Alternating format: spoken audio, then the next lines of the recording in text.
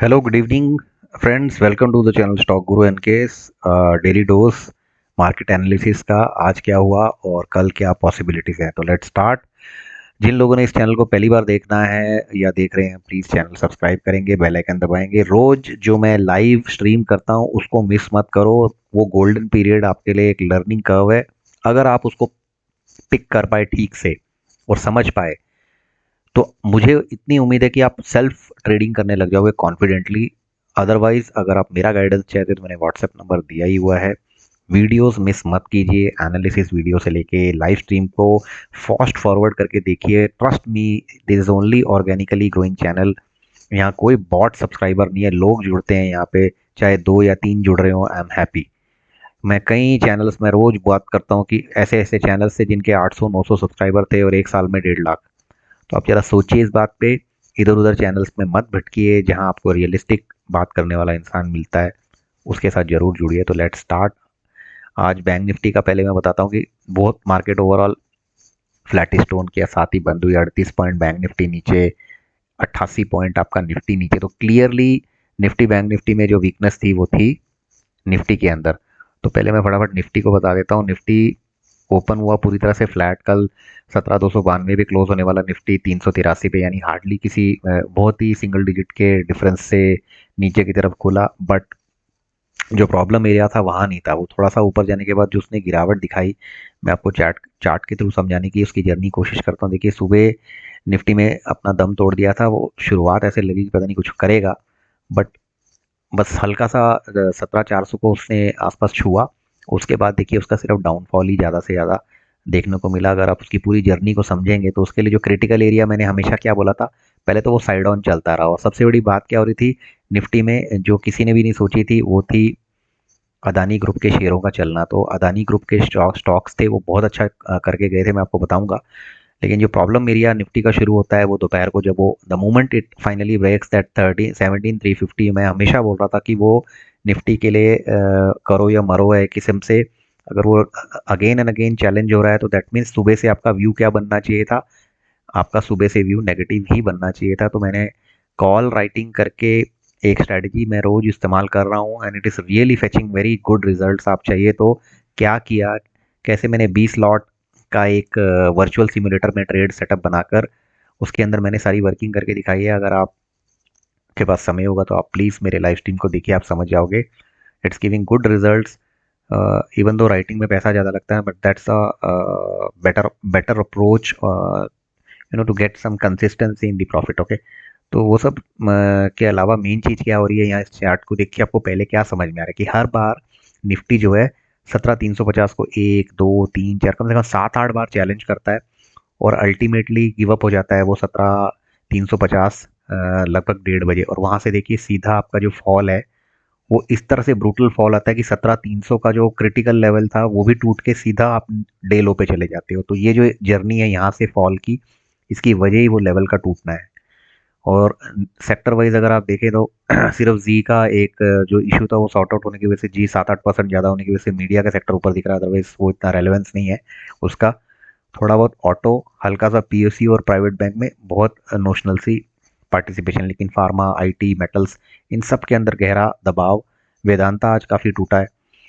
ये सब ने कहीं ना कहीं निफ्टी को और गिराने में मदद की है। सेक्टोरियल एडवांस डिक्लाइन में आपको क्लियरली यही चीज़ डेप्थ में दिखेगी। जैसे जी का स्टॉक चढ़ा हुआ है सबसे ज़्यादा, तो इसलिए मीडिया ऊपर था। रियल एस्टेट में फिनिक्स था।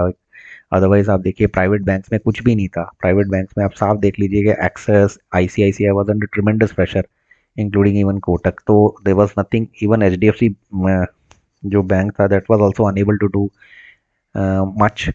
तो ये आप देखिए कंजम्पशन में कुछ नहीं हुआ। पीएसयू जैसे मैंने आपको बात करी थी, बैंक ऑफ इंडिया एक थोड़ा बहुत था, बट एसबीआई, इंडियन बैंक, ये सब प्रेशर में थे। फिनांस प्रेशर में, ऑटो में एक थोड़ा बहुत अशोक लेलैंड, मदरसन सुमी। आईटी के ऊपर प्रेशर था क्योंकि कल यूएस में आईटी डाउन थी। तो ये जितने भी इंपॉर्टेंट एरियाज हैं, अदानी को आप देख लीजिए, इसने टर्न अराउंड किया। आज अदानी ग्रीन ऊपर था, अदानी एंटरप्राइज ऊपर था, अदानी पोर्ट ऊपर था, लेकिन वेदांता नीचे था, राइट। अदानी ट्रांसमिशन थोड़ा सा 5% की तरफ नीचे ही था। तो अब एग्जैक्टली अदानी की जर्नी बहुत अपने आप में एक रहस्यमय ही बनती जा रही है। कभी अदानी गिर जाता है, कभी अदानी ऊपर आता है, और आज अदानी के ऊपर आने के बावजूद भी पीएसयूज ने उतना खुल के अपसाइड दिखाया ही नहीं, राइट। बट एनीवे, निफ्टी की जो सबसे मेन बात जो आपको जाननी चाहिए वो ये है कि निफ्टी का जो पुट कॉल रेशियो है, एंड दैट इज अराउंड 0.51। तो मैं हमेशा बोलता हूँ आपको इधर उधर का ज्ञान नहीं देखना है, आपको जो पीसीआर का कॉन्सेप्ट है उसको समझना है और उसको कोरिलेट करना है विक्स से। पीसीआर, एनी पीसीआर बिलो 0.8, रोज बता रहा हूँ, is a sign of weakness, okay. 1% से विक्स बढ़ा है तो the fear index has increased because of the nifty fall. Okay, so that was the day how nifty behaved. Fin nifty की closing day, I don't track fin nifty. I would rather tell you to avoid fin nifty because it's not a right index to be traded in, right? अब आइए bank Nifty पे। Bank Nifty का भी वही था, flattish opening, लेकिन इसने 40,000 के लेवल को होल्ड कर लिया और इवन इसने 40,400 के आसपास का हाई भी बनाया। बट इसकी जर्नी डिफरेंट है निफ्टी से रिलेटिवली। पहली चीज़ कि ये अपने आप को ठीक ठाक होल्ड करता रहा, सुबह तो इसने कोई मौका दिया नहीं, टू बी वेरी फेयर। वो 350 375 के आसपास घूमता रहा बहुत देर, और नीचे इसने अपने आप को 40,200 को बहुत देर होल्ड किया, इसने काफ़ी देर अपने आप को होल्ड किया इसने 40,200 को। लेकिन जब ये 40,200 को इसने तोड़ा तो वहाँ से आप देखिए लेवल्स कैसे रोल प्ले करते हैं, वो आप सीखिए मार्केट में कि 40,200 जो एरिया काफ़ी देर से टेस्ट हो रहा है, रीटेस्ट हो रहा है, यहाँ टेस्ट हो रहा है, यहाँ टेस्ट होती है, ये आपका समझो एक किस्म का सपोर्ट एरिया है जो रीटेस्ट किया जा रहा है। तो एक एक कैंडल 5 मिनट की अगर आप एनालिसिस करेंगे 5 मिनट के एक्सपोनेंशियल मूविंग एवरेज से, बहुत कुछ सीखने मिल जाएगा। मैंने इसको बहुत ही अलग तरीके से इसको लिया, इस चीज़ को। ना केवल मैं इसमें 5 EMA की स्ट्रैटेजी ढूंढता रहता हूँ, बट उसके अलावा भी आपको कंट्रोल करता है ट्रेड करने से, मना करता है। जब भी इस एक्सपोनेंशियल मूविंग एवरेज के इंडिकेटर के ऊपर चार्ट्स टच करने लग जाते हैं तो आप अपने आप ही उस ट्रेड को लेने से रोक लेते हैं अपने आप को। आप देखिए, मैं आपको समझाता हूँ आज कैसे 5 AM ने फिर से वर्क किया। आप देखो, 2:15 बजे एक कैंडल बनती है जिसका कोई भी हिस्सा टच नहीं होता, वो ग्रीन कैंडल बनती है, ठीक है। अब आप समझिए उसके नेक्स्ट कैंडल इसकी हाई को तोड़ती है, और आप यहाँ से देखिए जो अपसाइड मार्केट ने फिर से इस एरिया से ऊपर तक 200 पॉइंट का आपको एक अपसाइड मूव दिया। तो इसलिए 5 डे एक्सपोनेंशियल मूविंग एवरेज सीखिए, बाकी सारी दुनिया जहान की खबरें बाजू करिए। अगर आप चार्ट के बेस पे अर्निंग करना चाहते हैं, सीखना चाहते हैं सेलिंग बाइंग, तो I think I am in a position now to give you a good understanding about it, and your fear will definitely reduce. The way you trade, your mind set will change a lot, okay. दूसरा, मैं बहुत ही specific बात करता हूँ, इधर उधर का ज्ञान नहीं बोलता हूँ मैं। अब देखिए, यहाँ पर पीसीआर का डेटा इज जस्टिफाइंग, 0.8 के ऊपर का PCR is you are more और less into the buying zone. So ये जस्टिफाई कर जाता है यहाँ पर बैंक निफ्टी के केस में, राइट। तो ये तो हो गया आज का दोनों तरफ का एनालिसिस। दूसरी चीज, FII had been selling for the entire month, and unfortunately आज भी उन्होंने 4,500 करोड़ का सेलिंग ही किया है। तो नेट नेट फरवरी पूरा खत्म हो गया, 11,000 करोड़ की उन्होंने फिर से सेलिंग कर डाली अनफॉर्चुनेटली, ठीक है। And if you see the previous month जनवरी में, now correlate the data, data हमेशा कोरिलेट करो, डेटा डेटा और डेटा ही है मार्केट में, और कुछ नहीं है, ठीक है।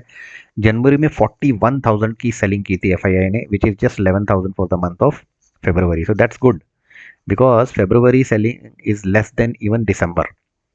नवंबर में उन्होंने बाइंग की थी 22,000 करोड़, फरवरी में, दिसंबर में देवर सेलर, जैन में देवर सेलर, एंड फेब। तो लगातार 3 महीने से वो बेच रहे हैं, नो डाउट अबाउट दैट। लेकिन जो बेच रहे हैं वो पिछले कई महीनों में से रिलेटिवली जो बिकवाली हुई है अक्टूबर के बाद की सबसे कम हुई है, ठीक है। ये थोड़ा सा समझो इसको, इसको पॉजिटिव वे में अगर लेके चलना। अब ये तो हो गया सब आज का। अब कल क्या हो सकता है, एज यूजुअल यूएस फ्यूचर्स इस समय 10:30 के आसपास तो ग्रीन नहीं दिख रहे, लाल ही दिख रहे हैं, प्रेशर में दिख रहा है।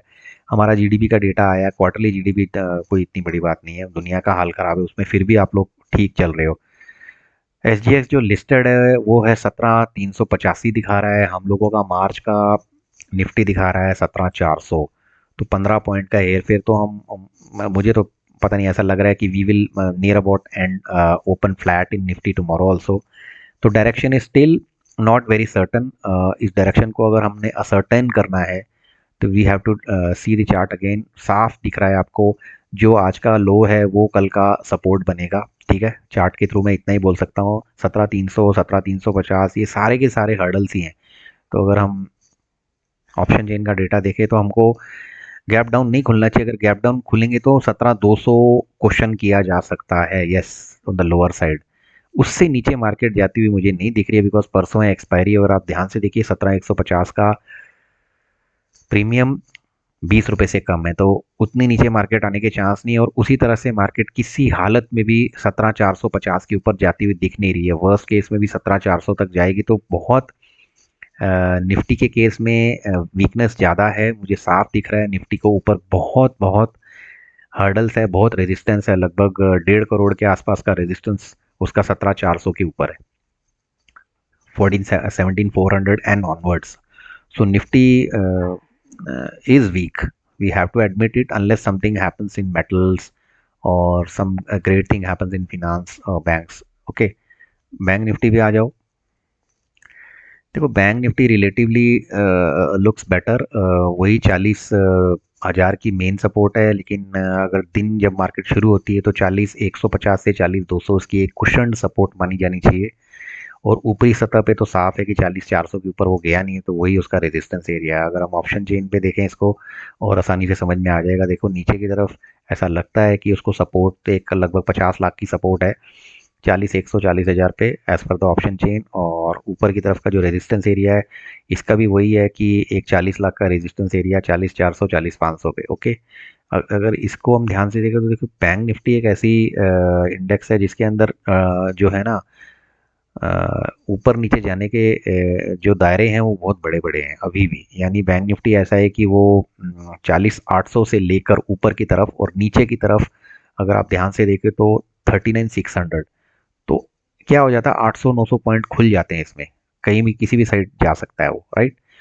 बट निफ्टी अपने आप को कन्फाइंड करके बैठा है। बैंक निफ्टी में यही है कि आज देखिए, बैंक निफ्टी ने अपने आप को होल्ड करा, पीसीआर भी उसका ठीक दिख रहा है रिलेटिवली। तो यही कह सकता हूँ आज के बेसिस पे। देखो, हर दिन मार्केट नया नया रूप दिखा रही है, तो यू नेवर नो।